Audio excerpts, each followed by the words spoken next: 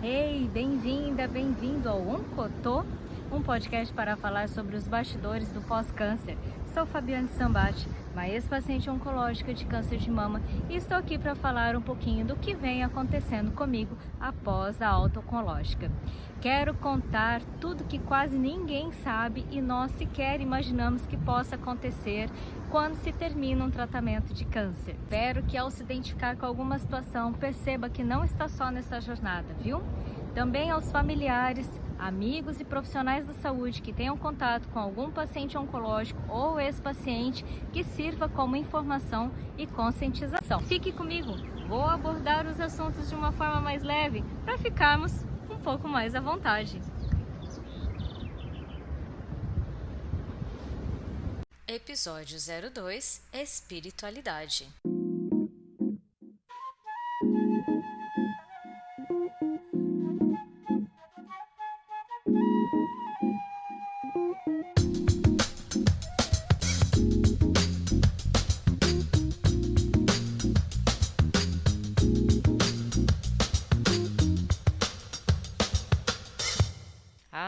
A espiritualidade. Se não fosse ela, eu nem estaria aqui falando com você. Eu vou voltar um pouquinho lá atrás para dizer então como eu me conectei com a fé, como ela faz parte da minha vida e por que eu coloco sempre em primeiro lugar. Lá em 2018 mesmo, quando eu estava fazendo o tratamento, eu estava quase no final da quimioterapia e a minha médica mastologista, doutora Beatriz, maravilhosa médica, ela já havia agendado a minha cirurgia de mastectomia total no hospital, porque geralmente quando termina a quimioterapia e a próxima etapa do protocolo é uma cirurgia, não se tem muito intervalo de tempo, né? É o máximo para que o corpo se refaça um pouco daquele choque da quimioterapia e já entra na cirurgia, porque protocolo oncológico é assim, não se perde tempo. Sinceramente, eu nem estava pronta psicologicamente para isso, mas tinha que fazer. E eu um dia almoçando na casa de minha mãe, junto com um companheiro dela, e contei a respeito da cirurgia, qual a data tinha sido firmada, e eles fizeram um convite para que então, antes da cirurgia, fosse até uma casa espiritual, porque lá eles fazem um trabalho uma vez por mês de curas espirituais. Eu sempre digo que quando estamos nesse tipo de momento de fragilidade, nós nos apegamos a tudo. E eu não recusei, obviamente. Pensei, bom, em todos os casos eu vou conhecer mais uma vertente, até porque eu estava um pouco afastada de qualquer religião.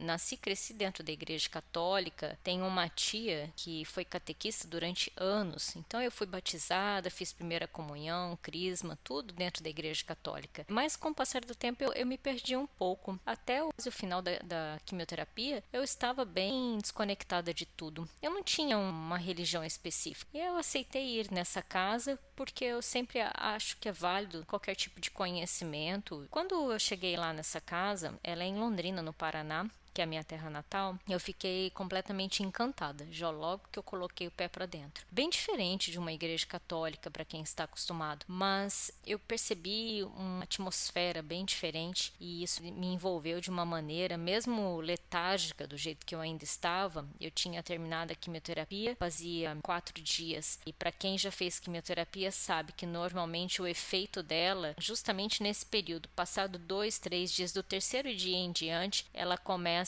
a se manifestar um pouco mais. E eu estava completamente fora de mim. Mas naquele instante que eu pisei dentro da casa, eu percebi que havia algo diferente. E ali, quando a ritualística começou, eu fui me envolvendo de uma forma naquele clima e tive realmente a certeza de que algo a mais estava em volta de mim. Não só pela forma como a ritualística é feita, mas também pela sensação de conforto, pela segurança, pela firmeza que eu estava sentindo de que o câncer de fato tinha vindo para proporcionar várias experiências e que uma delas seria essa minha conexão com a fé, ou reconexão, uma vez que eu já havia permeado pela senda da Igreja Católica. Enfim, desse dia em diante eu percorri ainda uma longa jornada, fiz cirurgia, radioterapia, outras cirurgias, e tudo foi acontecendo a partir daquela noite, que eu me recordo certinho a data, dia 11 de junho de 2018. 2018. Dessa noite em diante, eu não medi esforços para retornar a essa casa. Todas as segundas-feiras que eu podia, mesmo ainda fazendo todo o protocolo de tratamento, tendo forças físicas, eu ia para essa casa. E quanto mais eu frequentava, mais eu sentia a fé dentro de mim. Eu realmente entendi que eu estava despertando para a espiritualidade. Depois que o meu tratamento acabou, todo ele por completo, que foi no final de 2019, eu iniciei uma nova etapa em relação a esse processo da fé, porque é onde eu estou agora, no pós-câncer. Foi onde eu comecei a ter todas as dificuldades de entendimento a respeito disso, muitas experiências, e com elas cada vez mais eu buscava essa casa. Eu permaneci frequentando essa casa até final de 2020, dezembro de 2020. Quando eles deram um recesso, eu percebi que ali eu já estava encerrando todo o meu contato com essa casa. Eu também tinha decidido fazer um movimento mais radical, que era mudar de cidade. E eu não só mudei a cidade, como de estado. Mesmo estando em 2021, com os protocolos de segurança, algumas casas conseguiam abrir, muitas vezes tinha um intervalo maior, foram se adequando ao momento de 2021 e eu consegui acompanhar, fui conhecendo algumas até que cheguei em uma que de fato me acolheu. Eu senti que ali eu estava muito presente, muito conectada com aquela casa. Meu coração havia escolhido uma nova morada espiritual. Eu fui super bem recebida pelo dirigente da casa e ali eu entendi que eu conseguiria dar continuidade à minha conexão de fé e praticar a caridade, porque esse é o lema da Umbanda. É uma casa espiritual, é um templo de Umbanda, onde se pratica a caridade, o bem ao próximo. Prova disso é o projeto Onkotô, que é uma ideia que vem desde 2019. Se você ouviu o episódio 00, lá eu conto como surgiu o Onkotô. E foi dessa ideia do Onkotô, eu tenho certeza que eu estou sendo guiada pela espiritualidade, pelo meu anjo da guarda, para que eu possa falar com você e transmitir esse conforto, esse conhecimento, essas informações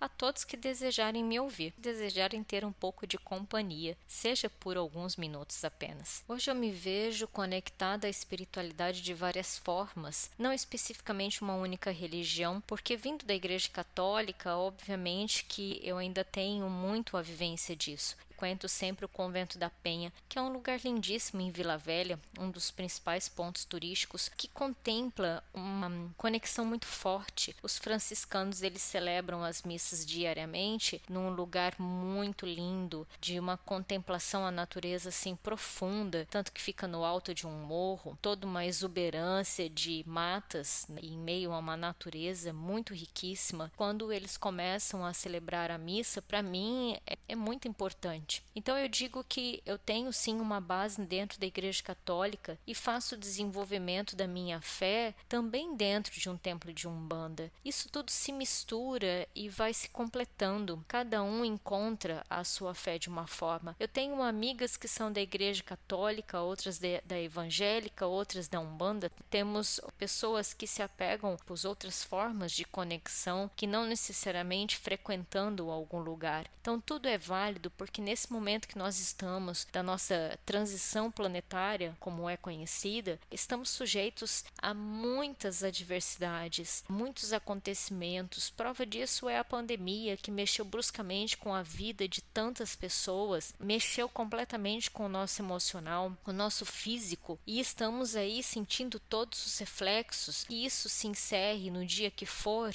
ainda haverá muitos reflexos disso tudo que está acontecendo.